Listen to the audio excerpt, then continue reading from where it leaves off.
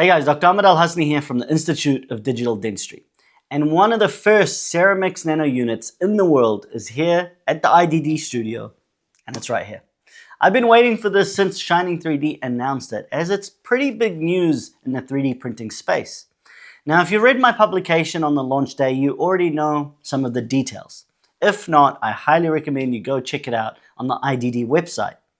Basically, this is another pod-style restorative chairside printer, smaller than a shoebox, with a printer and curing built into one single unit. I compared it to an espresso machine in my hotel room when I tested it a few months ago at the Shining Edge event in Sydney.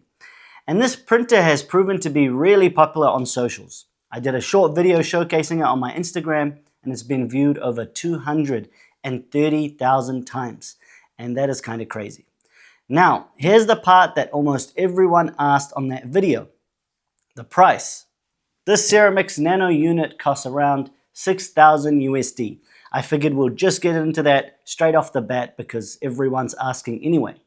And I would say this is the first capsule printer that, has captured some mainstream attention since Sprint Ray Midas, which costs around 10,995 USD.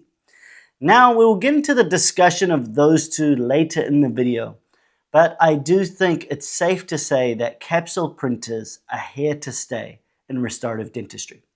So let's open this up and actually get into it. Now, with the printer, you get these quick start guides and product information. You can see here, it just goes over everything. And this is a product overview. Quite swish. Really nice presentation. It talks about everything, the PowerPoints, the QR code, the nano bottle buckle, the printing area, etc. Let's move on to the box itself. And this is kind of the crazy thing because this looks like an intraoral scanner carrier case, not a dental 3D printer. To me, it's still kind of mind-blowing that a printer these days can fit into something this size. And the case is similar to all other Shining 3D intraoral scanner cases. Same material, same vibe. I mean, let's just open it up and see what we find here. So that's it. This is what you get. And if I just take out the printer, this is quite a snug fit. This is a really, really snug fit here. There you go. Okay, so this is the printer. And honestly, the size just gets me every time. Around 2 kg, and this is just genuinely tiny for a dental 3D printer. It can sit on your desk just like that, and that is basically it, ready to go.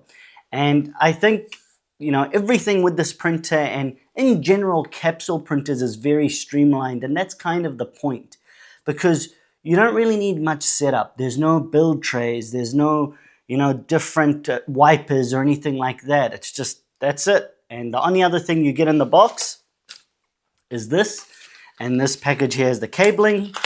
So if we open this up, you have a USB to USB-C cable connection and a power adapter, a little power brick, and that's pretty much it.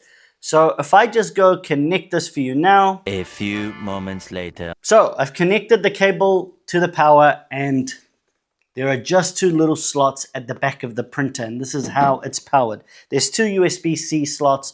One is used for power, and one is used for data transfer, updates, etc.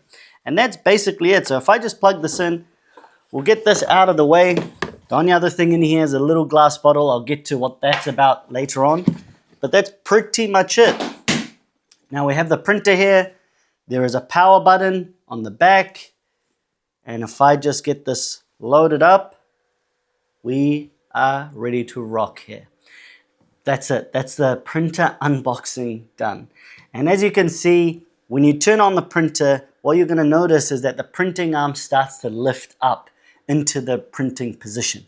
Now, when you first start this printer, you select the language and then the Wi-Fi network. And then there's a QR code that you have to scan with your phone to bind this printer to your Shining 3D account. Now, this printer does require an internet connection for sending printing jobs and connecting to the dental cloud. So the Shiny 3D Dental Cloud is really easy to use actually. I was playing around with it, it's quite swish, and I've already used it to send a couple of cases to this printer already. You just simply drag and drop a STL, and the software online on the cloud actually can do an auto nest and send it to the printer. Now, you can see this printing arm going up. This is basically it. The printer is getting ready to print and it's saying Z-axis calibrating.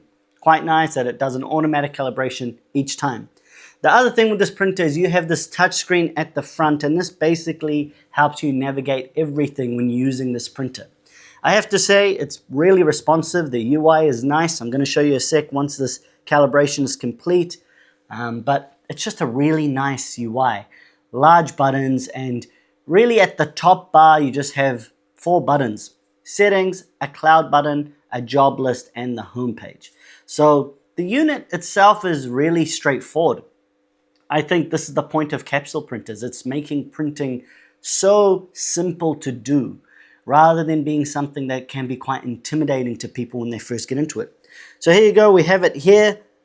This is your job list, this is your cloud, this is your settings, and here you can even see the history of your cases.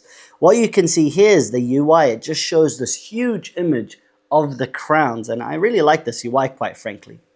And that's pretty much it. So the printer is at the top. This is actually the printing piece. And now that the arm has raised, we can lift this up and pull out. This is a little dust protector for the DLP projector, because this is a DLP printer. It is kind of crazy again. A DLP printer can be squished into a size like this. The other interesting thing about this printer is that there's no separate curing box needed. The cure box is just down here. Super small, kind of makes a lot of sense for single unit restorations that you may be printing with this. And this little cure chamber is so small that it can get heated up super quickly. So this is a heated curing chamber. And it's also relatively quite fast to cure things. You can see here it's saying heating. You can cancel curing. So it even has some quite responsive automatic workflows there. I quite like it. It's quite a well thought out process here. Now, again, this is basically it. It's a very straightforward unboxing here. The next thing is to talk about what's actually happening with this printer, because I think it's worth explaining.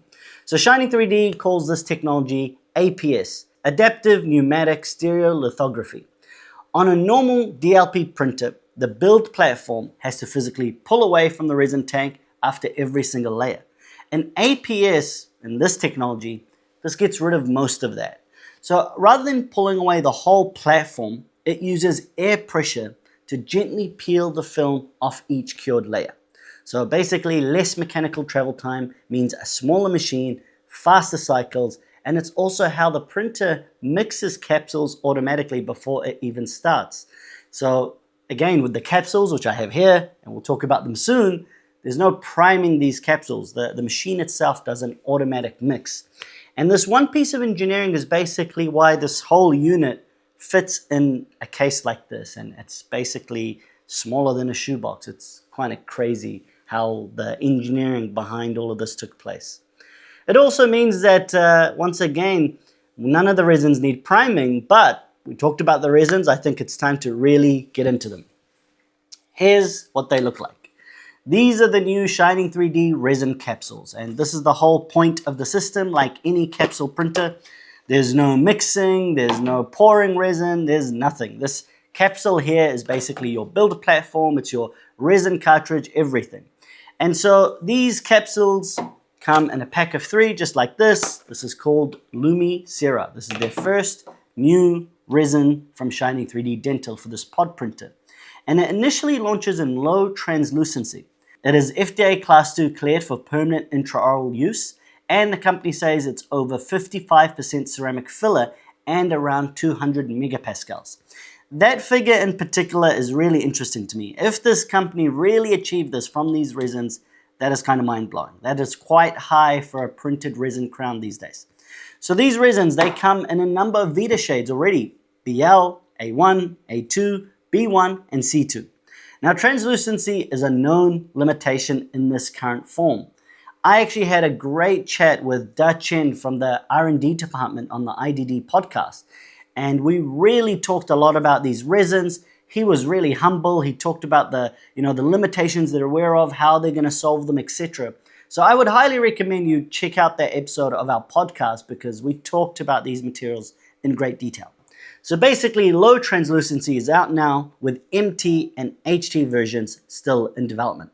So the cost of this 3-pack is around 67 USD. So each capsule or restoration will cost 22 to 23 USD, as these are single unit capsules. What is interesting is that the printer is not actually locked for Shining 3D materials, because on launch, Saremco Crowntec resin capsules will also be available soon. And that is a very early generation resin, but it does have some very decent literature behind it. It's one of the few that has, quite a body of evidence around it because it's been used for so long. And to me, it's a very interesting move by Shining 3D to open up this printer. Saremco is actually why you have this little glass bottle I talked about prior. So this little glass bottle in the box is actually for cleaning Saremco Crowntec resin, but it's not used for Shining 3D's resin. So when you're ready to print, you just basically take this little cap off. There's a little sticker at the bottom. You take this off and then you scan the QR code on the capsule. So every capsule has a QR code, and then you put it in the machine. The machine will stir this internally and get to work printing it.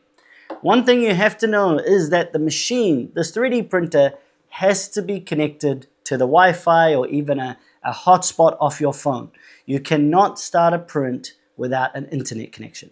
So let me start a job here. I just connected it off screen to the Wi-Fi and everything, and I sent a job through. Here it is. This is your queue list, and you simply start the job.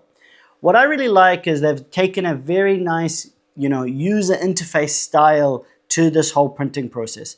And what I mean by that is on this quite large LCD screen on this printer, you're going to see step-by-step instructions on everything you have to do.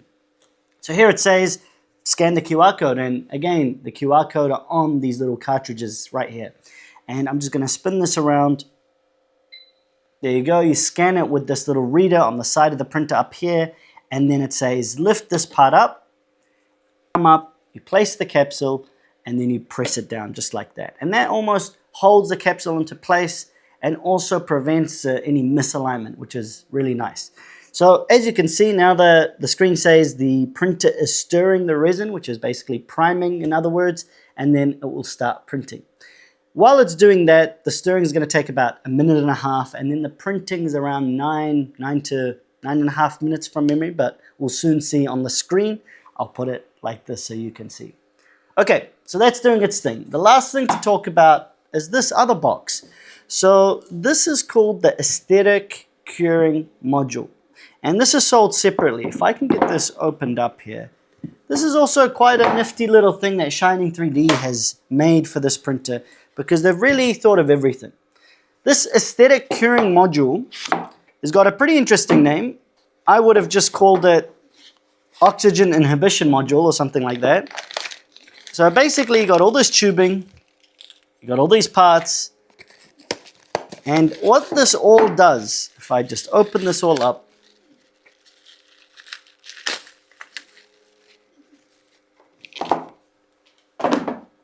this aesthetic curing module gives you a different curing box for the base of the printer.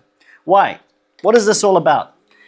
Basically, this is supporting nitrogen or even carbon dioxide curing for stain and glaze finishing. And this is why they call it the aesthetic curing module.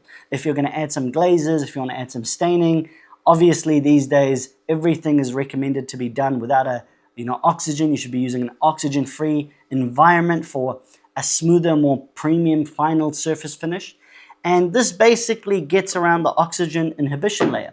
And how it works is you basically get these little capsules or canisters of nitrogen gas or carbon dioxide gas, and you can actually screw them into this machine.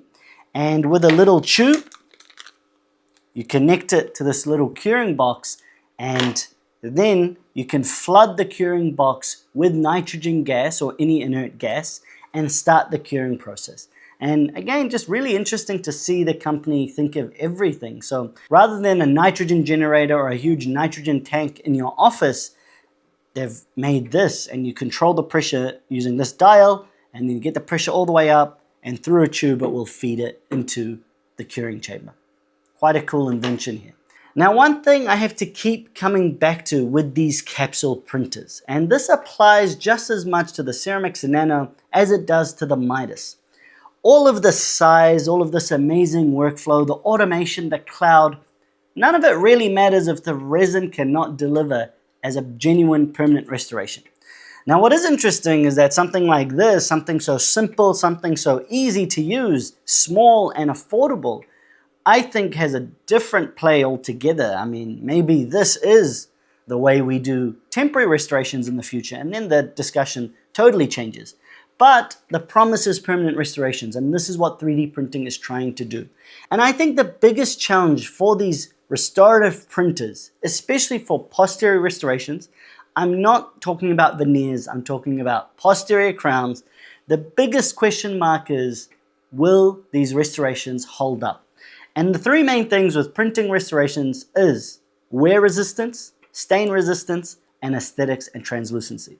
So, as impressive as this hardware is, it's ultimately a resin game. Now, there is a lot of interest in this printer, and rightly so, but whether Shining 3D can eventually bring translucency and clinically proven permanent resins to the market will decide how far this actually goes. In saying that, this company is one of the most impressive in digital dentistry right now. They've basically taken over intraoral scanning recently with the Shining 3D ARL Scan Elite and ALF, and it's one of the most exciting and frankly agile companies in digital dentistry right now. So I'm super interested to see how far they will go with this printer. I'll be doing a full review once I've had a proper time with this printer. I'm talking about clinical time because I want to put it to the test. But as a first look, this looks solid. It's well built. The size alone is kind of the biggest draw factor. I mean, guys, this is a 3D printer. And that is the unboxing of the Ceramix-Nano by Shining 3D. As you can see, we still have 6 minutes on the clock, and I promise you at the end of the video, I'll show you pulling out the resin crown out of this cartridge. But I won't drag out the video for another 5 minutes. What I will say is watch out for our review on IDD. Thanks so much for watching. Thanks for supporting us. And if you have any questions, leave them in the comment below. And as always, to keep up to date with everything digital dentistry, go to instituteofdigitaldentistry.com. Thanks for watching.